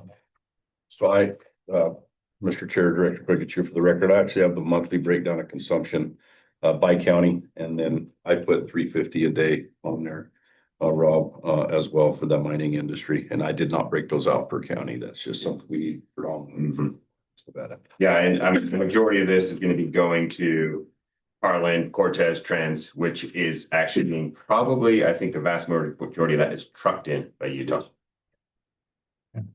Absolutely part of the ecosystem, Senator. Senator Titus, a quick question. One of the previous meetings, we talked about the available storage for any one day or any one week. And you were going to look at what's available because we don't really have a good record on what does the mineral industry have currently in storage and what does like our EMS services, and some of that might, be a private thing that we have to discuss, not in a public forum, but just curious if we've had any updates on available storage at any one time, not just for the gas stations, but the critical industry. Yeah, it's definitely part of our efforts, so we absolutely will. That'll be done by NUQA as they go through the process for us. Perfect. Stakeholder engagement. Sorry, Catherine, yes, please. All right, any additional comments or questions from industry partners? Senator Nguyen? Thank you. I want to thank or blame Senator Titus for putting this group together and having to get a crash course in all things fuel resiliency. Although I did get a little bit of a head start having to chair growth and infrastructure last legislative session. But during the course of a lot of those conversations, we've had conversations with partners, including some of the people that are in this room, about the planned future reversal of the SFPP West line as a part of the Western Gateway project. It's my understanding, and I don't know if this is something we can further delve into as a part of this group, is that Kinder Morgan and Phillips 66 are advancing that large pipeline project across the country. And I guess my question is kind of specific to that planned reversal of one of those pipelines between Watson Station in Los Angeles and Colton Station, and how that kind of reversal might impact Nevada's fuel supply in the short and long term. So I don't know if anyone can answer or have any opinions on that, if that's something that we might be able to address kind of moving forward on what that looks like as a part of, ongoing attempts to lower costs. So just going to throw that out there in the world. And I know that the people in this room probably have a lot more information and can provide a lot more perspective from various industry partners on that. Thank you, Senator Kathy Rice Boyd. So just in general, we have both those stakeholders, I believe, on the call. I know Tiffany Roberts with Phillips. I think, is Alan on with her? I think he is. So both of them might have some additional input for you, but obviously that pipeline is critical to this discussion, especially for Las Vegas, not as much for Reno because we're looking at the other pipeline for that. But I do know we will be getting into a lot more detail on the one-on-one stakeholder engagement with them, but I don't know if the stakeholders online have any something else to offer. This is Alan for Vice President with Kinder Morgan. Thank you for those comments, Kathy. That's accurate. And senators, just to give you an update on that project, we announced this past week the advancement of the project to the final approval stages. So both Phillips 66 and Kinder Morgan we've received sufficient customer interest to pursue the project. Now it's just the last pieces of finalizing the agreements between us on the joint venture and the management of the project. Specific to Vegas, the line we are talking about reversing is not the line that supplies Vegas. That's a different line. So what we're reversing the line that serves Phoenix. And the value of the project to Arizona, Nevada, and California is providing additional barrels in excess of what currently is available, but perhaps more importantly, from a different source. They won't be waterborne barrels from California. They will be barrels by pipe from the Midwest and the Gulf. So because the delivery point is into Colton, one of the delivery points, you have Phoenix and Colton, there will be the ability for CalNev to pick up supply from Colton to Vegas. So it doesn't affect what currently is available. We're not reversing that line, so that line is available. So the real value to Nevada is access to product that is not California based and subject to all of the issues with waterborne barrels, closing of refineries, and all of that. In addition, if we receive enough customer interest, we can expand capacity into Vegas. And we're having some initial discussions on that. So it won't impact the supply at all, current supply. It offers access to Midwest and Gulf supply, which you don't have now in Las Vegas. And if there's interest, we can expand the line to ship even more product to Vegas. So I think it's really a positive for Arizona, for Southern Nevada, and California in bringing in this new product. So we're excited about the project. We'll make a final investment decision this summer, but one of the big hurdles to pass in developing these multi-billion-dollar projects is customer interest. We need to make sure we have shipper support to carry enough product to the various destinations, and we're confident that we do have that at this point. I hope that Thank answers you. your question. I appreciate that answer. I think I probably has opened up a lot more questions. I guess maybe we can talk offline, and you might be able to provide a little bit more of this like clarity around this. I don't want to get too much in the weeds in this comment, but I just know from other like infrastructure projects, a lot of times when you make like one thing that seemingly impacts like one community, like you said, that line wasn't meant to go, it's like to deliver to like Phoenix area because of our location and because of our like relatively small market. I know that any of these things could have a potential impact, in the chain of supply. For that. So I just want to make sure that we're having, and it sounds like you are having those like full detailed conversations about making sure that, we still have a competitive market that I think will still drive costs down ultimately as well as in addition to, the increase in infrastructure. So yeah, thank you for that. Well, Las Vegas isn't a small market for us. It's a big market. We've got, in our Las Vegas terminal, we have over $1 million, 1 million barrels of capacity there. And our current transport through the Calnev lines is about 150,000 barrels a day, give or take. So significant part of our footprint. And I think we've talked about this before, between Reno, Sparks, and Vegas, it's we have quite a bit of the supply coming into the state. So the way we see this as is an ability to expand our service into the area. And that's what we're looking forward to doing. And again, we're all about, people can talk about being interested in getting something somewhere, but now the rubber meets the road. This is a private investment, not financed by any government entity, Phillips 66 and Kinder Morgan.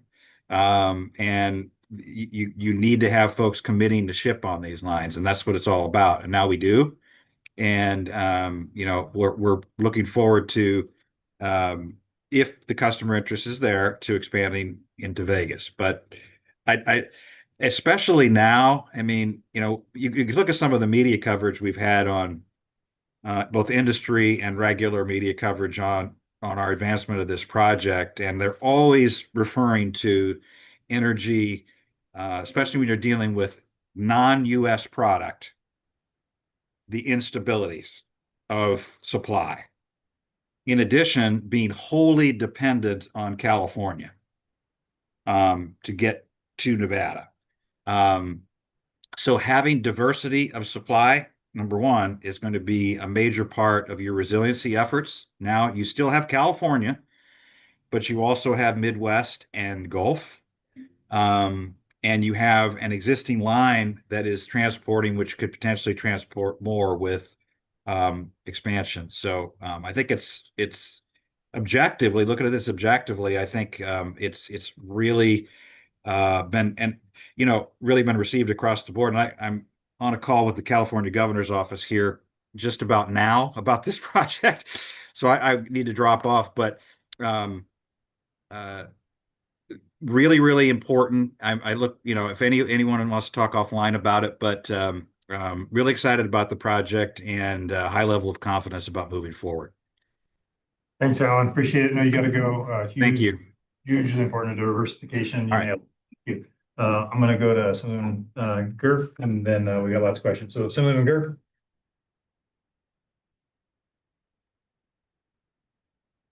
You're still muted, sir. I don't talk often on these, so I just forget to turn the mic on. But realizing that I represent about a third of rural Nevada, my question for this Western project is there going to be any impact on rural Nevada and the mining industry in particular? Just following up on Senator Wynn's lead into the Western project. And I have not heard it addressed at all. What's going to happen in rural Nevada with all of this? I hear very little about what we're doing for the rural part of this state. I hear a lot about Vegas, and I get that. A little bit about Washoe County, and I get that, but very little about fuel supplies and how we're going to transport it in and out of eastern Nevada, and how the mining industry in particular, because it is our economic lifeline here, is going to be covered. I know there's some rail into a terminal at Dunphy and a lot of trucks on the road. So maybe somebody can address that somewhere. Thank you.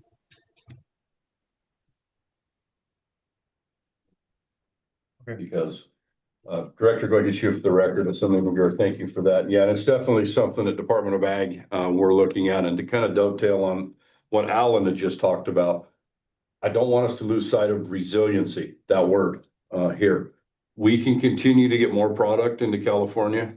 Senator, you are correct on what that's going to look like, and as we reverse the flow of that pipeline in California. But I would be remiss if I didn't bring up the fact that when we have a crisis and a situation, it is the pipeline coming out of California, regardless of what product it is in it, if it loses power, or we have an earthquake, or we have a problem to that degree. I don't care if it's Midwest oil and fuel, or if it's Asian or Middle East oil and fuel. If we can't get it across the state line, we can't get it across the state line. So for me at Ag, Assembly, when we're definitely looking at that, we need to look at building some resiliency into this system, and that's probably going to include another pathway into the state other than what we're currently looking at. I'm just going to be honest. I'm not comfortable with my fuel disruption plan based on the same infrastructure we have today, just putting a different product in it. And so that is something that I'm going to be looking forward to as we get into these stakeholder meetings. And what can we do? Obviously, Kinder Morgan's a great program partner, we work with them, and we're going to continue to do so. Well, can we diversify some way and get another source of fuel into the state somewhere else? Thank you, Director. I appreciate that. I'm going to go to Allison. Good afternoon. This is Allison Robinson from U.S. Energy. I was just wanting to kind of mention, we've seen the impacts of the war in the market so far, and I think so far the market has adjusted pretty well. But one of my biggest concerns is that California is becoming more and more reliant on cargo imports, particularly for gasoline and jet fuel, and you're starting to finally see some of those cargo impacts come into effect. You're not getting as much volume as you've seen in prior times, especially from Asia. So I think some of this, price spikes that we expect to see could be very short-term problems coming up. And I think a lot of the things that we're talking about in this call are longer-term, solutions, but what can we do in the short term? And so I just wanted to remind the committee that, U.S. Energy is an operator of a rail facility in North Las Vegas, and that facility is currently permitted for diesel right now. And over the last few months, we have been bringing diesel into that facility, from the Midwest and other Gulf Coast and other locations. But if there is any way that the committee can help in facilitating a short-term emergency air permit waiver for gasoline or jet fuel, the facility is ready to go today to be able to receive those products operationally. It is literally only a restriction from an air permit perspective. So just wanted to, again, mention that to the team in case there's anything that you guys can do to help us facilitate that on a short-term basis, if the market needs it, and we'll be ready to take it. Okay, thanks. Yeah, through the chair, Kathy Reyes-Boyd. Allison, thank you for that. And we will be talking with you about, and obviously with the agency, see if there's anything we can do on the air permit side. But did want to note the Jones Act, of course, was extended to the end of August. Very important because that allows flexibility in ships traffic from Gulf and other places to California. So that's going to be very important. Also, we are watching very closely refining production rates to see if there's any trigger and anything we should be concerned about. So far, not, but jet, of course, is a concern, being that California and the Southwest are both importers of jet, net importers of jet fuel. So that one's one to watch, but we are watching the gasoline supply very closely, as has been mentioned. Thank you. Senator Carter.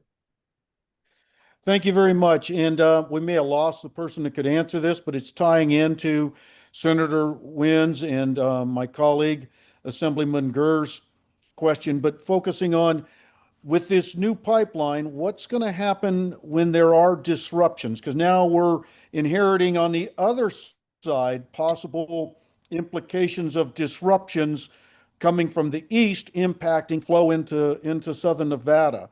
And also too, it's changing directions and stuff, and just what is seen as the how are we going to fall out? Are we going to be the orphan stepchildren when it comes to disruptions in this pipeline? This is Brett Thompson for the record. I'm going to take a swing at this one. So the discussion with that Alan was talking about on the Westgate pipeline is really about diversification. It's more about dollars, costs, access to central United States fuel. It doesn't change, from my perspective, the emergency management risk, which is what Director Gobachita has talked about, is if we were to have it, and this, it affects both the North Pipeline and the South Pipeline. Any disruption to those pipelines is caused by sabotage, cyber, power outages, earthquakes. We are going to suffer through. So part of what we do here, and part of the plan that I mentioned earlier, is how do we survive through that, right? And if it's a short-term week or two, maybe the strategic options that we just discussed with Sawtooth help us get through that. But if it's a catastrophic earthquake, that's weeks to months. And right now, the state of Nevada will be in a very, very tough position. And I'll be very frank, I don't know that we can mitigate months of no fuel in any place in Nevada. At that point, we're talking about how do we live more with less. So certainly part of the discussion, something we hope to mitigate, but I don't know that we're going to be able to solve the complete replacement of fuel in a massive catastrophe. Understood. Thank you very much. Thank you, sir. All right. Jennifer Carr. Thank you. I just wanted to just tie a bow on the whole air thing to the best of my ability. Thank you, Ms. Robinson, for speaking up in regard to the idea about bringing a different fuel in and potentially needing a short-term waiver of their air permit. Ms. Robinson did come to me. We're talking a little bit with the governor's office recently. We're working to wrap our head around the complexity of this, and I'm really glad that the three air agencies came today to help you really gain a perspective on all of the complexities of these issues as it relates to air pollution control. It seems easy to say, well, we'll just get a waiver of this, or the federal government can issue a waiver, state can request a waiver. We can change the fuel quality to regain flexibility, or this or that, but we really, I'm sure you can all appreciate better now that the potential for short-term fixes that may feel good and help the community now, really, particularly in Clark County, could have cascading effects if we end up in a severe non-attainment scenario. So today I don't know exactly what the answer is, but I just wanted to just chime in and make sure that everyone on the committee knew that we are working on it.